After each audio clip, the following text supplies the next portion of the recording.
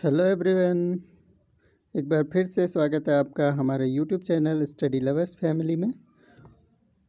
और सबसे पहले आप सभी लोगों को happy Holi to all of you.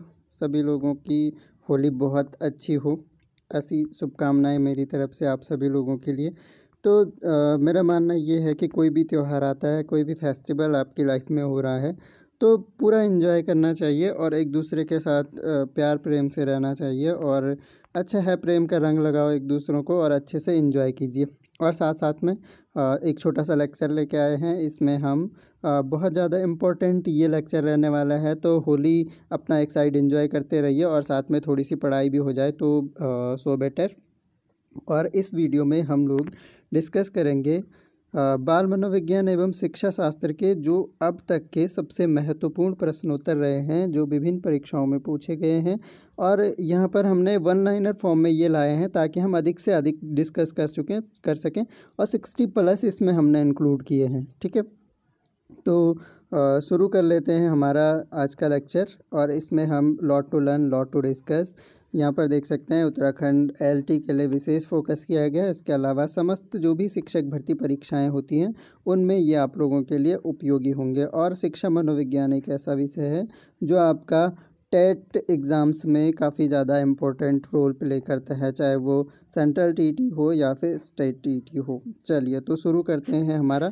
काफ़ी ज़्यादा यहाँ पर हमने वन लाइनर डिस्कस किए हैं और 60+ मेरे ख्याल से ये हो जाएंगे और ये आप लोगों के लिए बहुत ज़्यादा उपयोगी होंगे। और कोशिश करें कि आप लोग इनसे अच्छे से, यहाँ से आपका एक तो साइकोलॉजी का बेस क्लियर होगा, आपको छोटी छोटी चीज़ें पता चलेंगी और किस तरह के क्वेश्चन बनते हैं इसका भी थोड़ा सा आइडिया हो जाएगा। ठीक है, तो शुरू कर लेते हैं। सबसे पहला जो क्वेश्चन है, मनोविज्ञान को व्यवहार का शुद्ध विज्ञान है, इस परिभाषा के प्रतिपादक कौन है?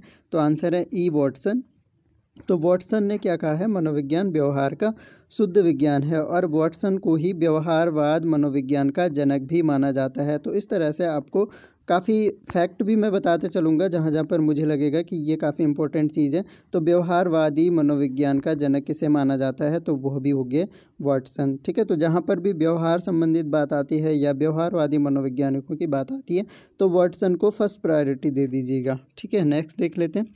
मनोविश्लेषणात्मक प्रणाली के जन्मदाता कौन है? तो कौन है? Sigmund Freud. ये जो है बहुत ही फेमस क्वेश्चन रहता है, चाहे आपका टेट एग्ज़ाम्स हो या फिर टीचिंग एग्ज़ाम्स हो, खासकर क्योंकि मनोविश्लेषणात्मक एक ऐसी पद्धति है कि यह केवल शिक्षा के क्षेत्र में प्रयोग नहीं की जाती, बल्कि सबसे मेन जो इसका काम है वो चिकित्सा के क्षेत्र में है। ठीक है, तो मेडिकल के क्षेत्र में यह सबसे ज़्यादा मनोचिकित्सा एक होती है, मतलब मन के भावों को पढ़कर मानसिक रोगों का। अब एक तो ऐसा होता है कि जनरल डिजीज़ है, हमें शारीरिक स्वास्थ्य हमारा कमज़ोर हो रहा है, तो उस दौरान हम मेडिकेशन ले सकते हैं और वो हमें काफ़ी हेल्प करेगा। लेकिन अगर आपको मानसिक कोई विकार हो गया है, तनाव हो गया है, चिंता हो गया है या इस तरह का कोई रोग आपको हो गया है, अवसाद आ गया है मन में, ठीक है, आप हमेशा उदास रहते हैं या फिर डिप्रेशन के शिकार हो गए हैं। डिप्रेशन जो कि बहुत बड़ी बीमारी आज के ज़माने में मानी जाती है, खासकर आधुनिक दौर में जब लोगों में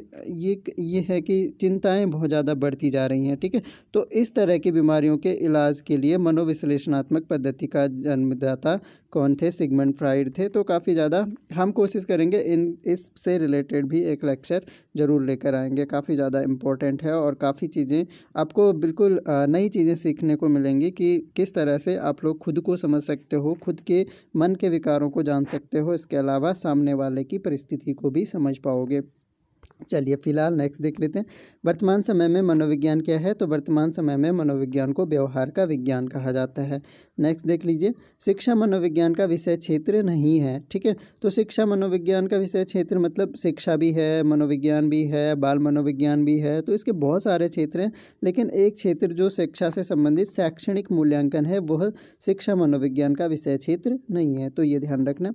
नेक्स्ट है, शिक्षा किसी निश्चित स्थान पर प्राप्त की जाती है, यह कथन शिक्षा के किस अर्थ में प्रयुक्त होता है? ठीक है, तो किसी निश्चित स्थान पर जो शिक्षा है वो क्या है? शिक्षा का संकुचित अर्थ है।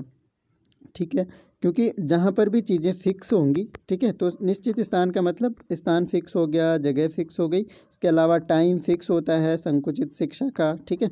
तो फिक्स टाइम में कोई फिक्स एजुकेशन अगर प्रोवाइड करवा रहे हैं तो वो उसका क्या हो गया, संकुचित अर्थ हो गया। इसके अपोजिट व्यापक अर्थ क्या होगा कि किसी भी स्थान पर कहीं भी कोई भी शिक्षा दी जा रही है तो वो क्या हो गया, शिक्षा का व्यापक अर्थ हो गया, संकुचित का अपोजिट। चलिए नेक्स्ट, साइकी का अर्थ है, साइकी जो है, साइकोलॉजी जो शब्द है वो दो शब्दों से मिलकर बना था, एक साइकी और इसका लोगस, ठीक है। तो साइकी का अर्थ है मानवीय आत्मा या मन, ठीक है, और लोगस का होता है स्टडी। नेक्स्ट, मनोविज्ञान को व्यवहार का विज्ञान किसने कहा, तो ऑलरेडी डिस्कस कर चुके हैं, तो वाटसन ने कहा। नेक्स्ट, मनोविज्ञान मन का वैज्ञानिक अध्ययन है जिसके अंतर्गत न केवल बौद्धिक अपितु संवेगात्मक अनुभूतियों, उत्प्रेरक कार्य एवं उत्प्रेरक शक्ति तथा कार्य या व्यवहार भी सम्मिलित हैं। यह कथन किसका है, तो C.W. वैलेंटाइन। वैलेंटाइन जो है बहुत फेमस एक मनोवैज्ञानिक हुए हैं, ठीक है। तो कोरिलेट करके याद रख सकते हैं, क्या कहा इन्होंने, संवेगात्मक अनुभूतियों, ठीक है। तो वैलेंटाइन डे जो निर्भर करता है ना, तो सभी लोग अच्छे से जानते हैं कि वैलेंटाइन डे में विशेषकर क्या होता है, संवेगात्मक अनुभूतियों की ही बात होती है, ठीक है। संवेग, एक दूसरे के संवेगों को जानते हैं, यहाँ पर प्रेम की बात होती है वैलेंटाइन में। तो इस तरह से कोरिलेट करके याद रख सकते हैं, जिन्होंने केवल बौद्धिक ही नहीं कहा उसको बल्कि संवेगात्मक अनुभूतियों, उत्प्रेरक शक्ति तथा कार्य या व्यवहार भी सम्मिलित हैं, ऐसा कहा था किसने, C.W. वैलेंटाइन ने, ठीक है। तो काफ़ी इंपॉर्टेंट है।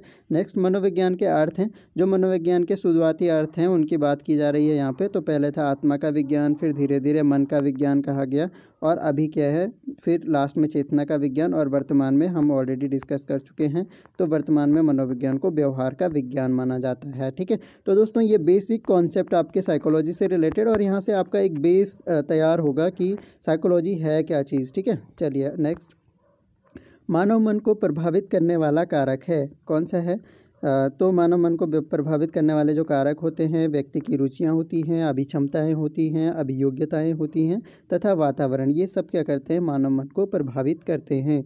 नेक्स्ट है, मनोविज्ञान मन का शुद्ध विज्ञान है, किसने कहा था, तो आंसर हो जाएगा जेम्स ड्रेवर। चलिए नेक्स्ट देख लेते हैं, शिक्षा मनोविज्ञान है। तो शिक्षा मनोविज्ञान क्या है, मनोविज्ञान का एक अंग है, ठीक है। तो मनोविज्ञान के बहुत सारे जो क्षेत्र हैं उन क्षेत्रों में एक क्षेत्र है शिक्षा मनोविज्ञान, ठीक है। इस तरह के बहुत सारे क्षेत्र होते हैं, जैसे मानव मनोविज्ञान हो गया, ठीक है।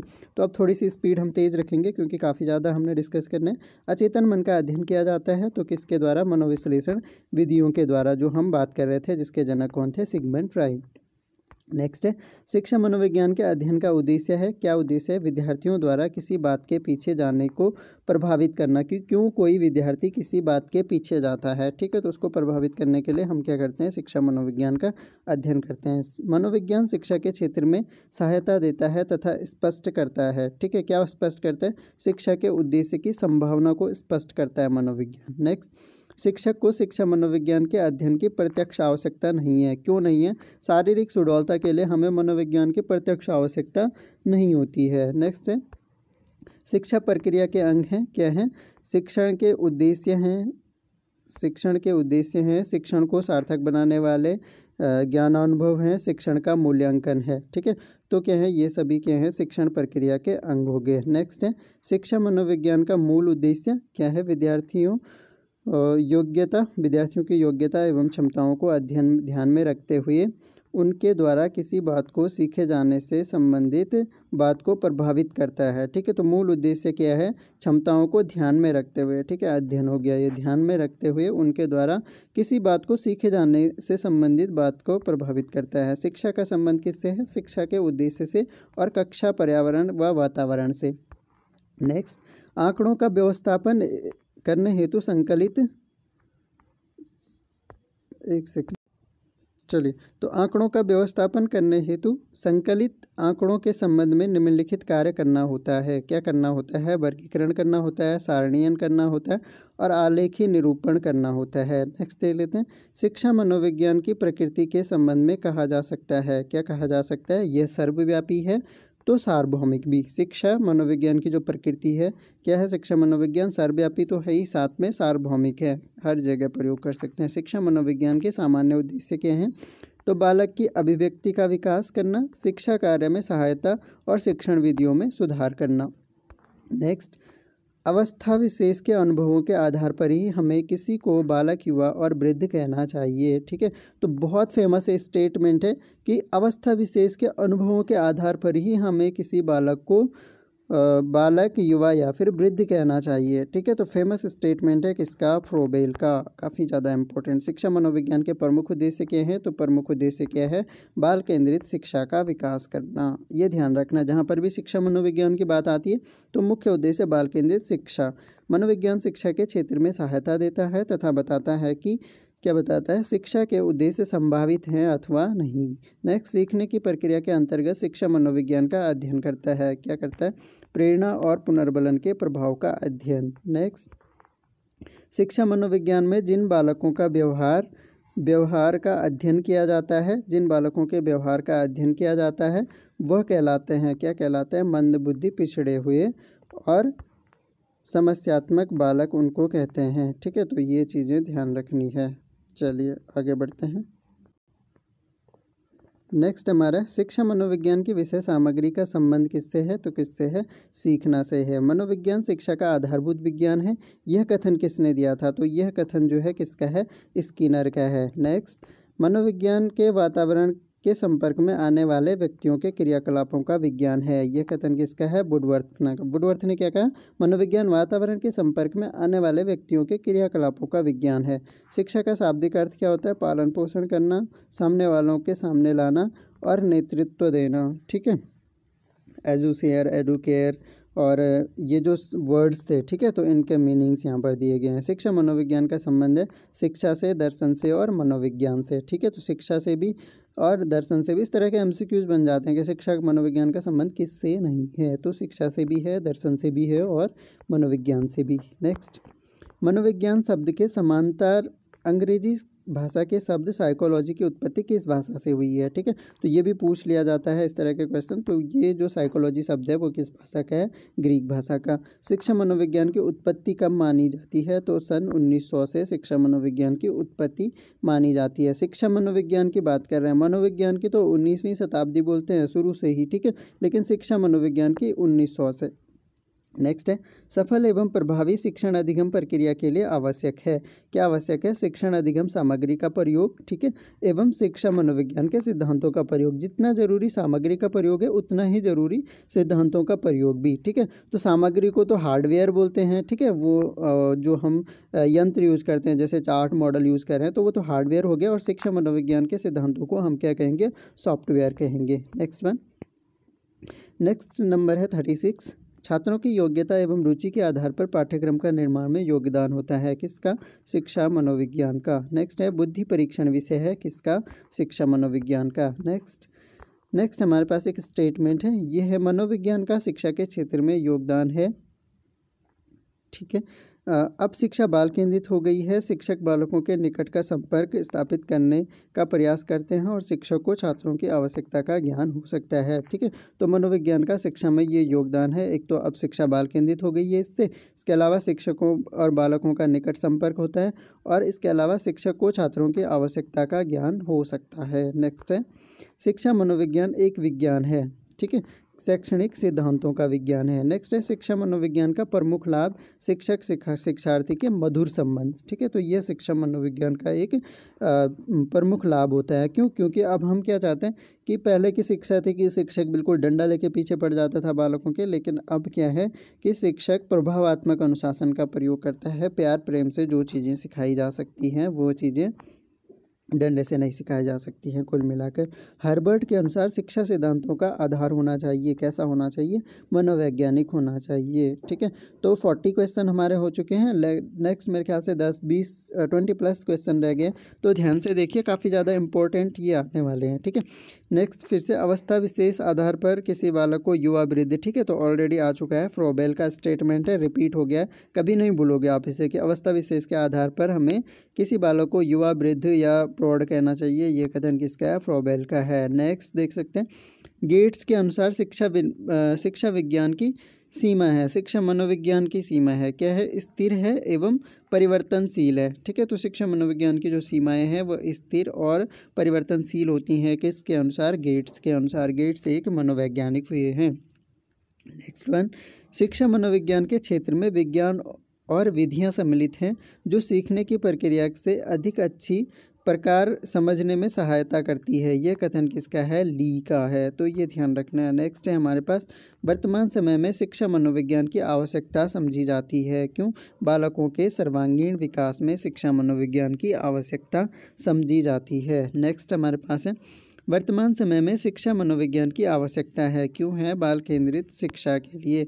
नेक्स्ट हमारे पास है, बाल मनोविज्ञान आवश्यक है किसके लिए? शिक्षा एवं अभिभावकों के लिए। शिक्षक एवं अभिभावकों के लिए, शिक्षा के लिए भी, बालकों के लिए भी। तो शिक्षा मनोविज्ञान आवश्यक है शिक्षा के लिए एवं अभिभावकों के लिए। ठीक है, शिक्षकों के लिए भी आवश्यक है। नेक्स्ट है, कैली के अनुसार शिक्षा मनोविज्ञान के उद्देश्य कितने हैं? तो कैली ने 9 शिक्षा मनोविज्ञान के उद्देश्य बताए थे। ठीक है, तो ये हमारे बेसिक मतलब फैक्ट है और इनसे रिलेटेड हमने साइकोलॉजी की सीरीज़ शुरू की है और हम आगे डिस्कस कर लेंगे। ठीक है, इसके अलावा कुछ लेक्चर मैंने साइकोलॉजी पे बनाए हैं, जैसे मोटिवेशन पे लेक्चर बना चुका हूँ। इसके अलावा लर्निंग पे लेक्चर्स बन रहे हैं, तो आप लोगों ने जिन्होंने नहीं देखा है तो वो जाके चैनल पे हमारे वीडियोस को देख सकते हैं, ये आपके लिए काफ़ी हेल्पफुल होंगे।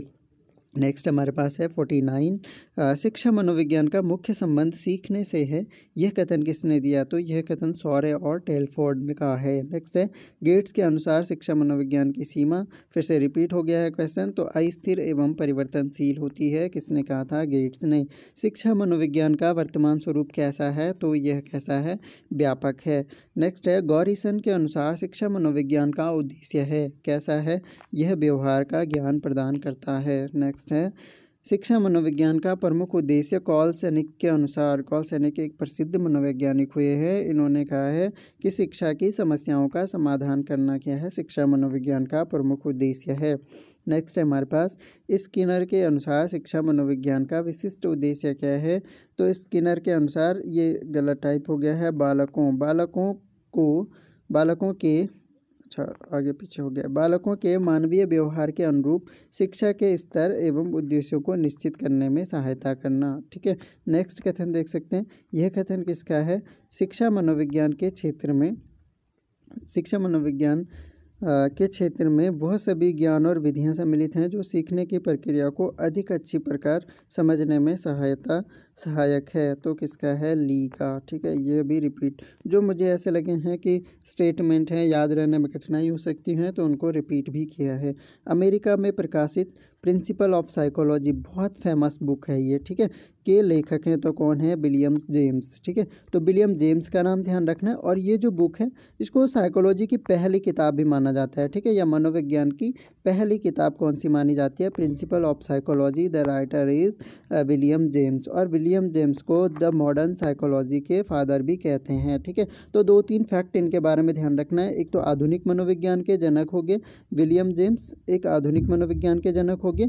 इसके अलावा प्रिंसिपल ऑफ साइकोलॉजी के राइटर हो गए, और प्रिंसिपल ऑफ साइकोलॉजी जो है ये क्या है? पहली किताब है किसकी?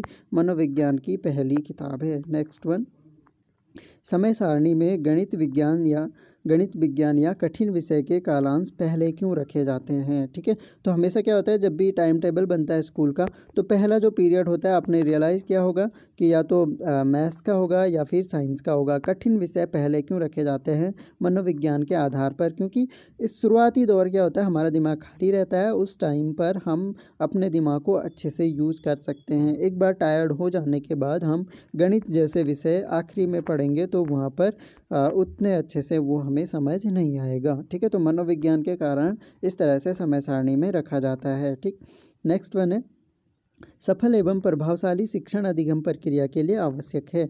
सफल और प्रभावशाली शिक्षण अधिगम प्रक्रिया के लिए क्या आवश्यक है? तो शिक्षण अधिगम सामग्री का प्रयोग तथा शिक्षा मनोविज्ञान के सिद्धांतों का प्रयोग, दोनों हार्डवेयर और सॉफ्टवेयर। शिक्षा मनोविज्ञान का क्षेत्र व्यापक है, 2-3 बार रिपीट हो गया क्वेश्चन। नेक्स्ट वन इज, शिक्षक को शिक्षा मनोविज्ञान के अध्ययन की प्रत्यक्ष आवश्यकता नहीं है। क्यों नहीं है? शारीरिक सुडौलता के आधार पर। ठीक है, नेक्स्ट है, ये है का संबंध प्राणी मात्र के व्यवहार के अध्ययन से है।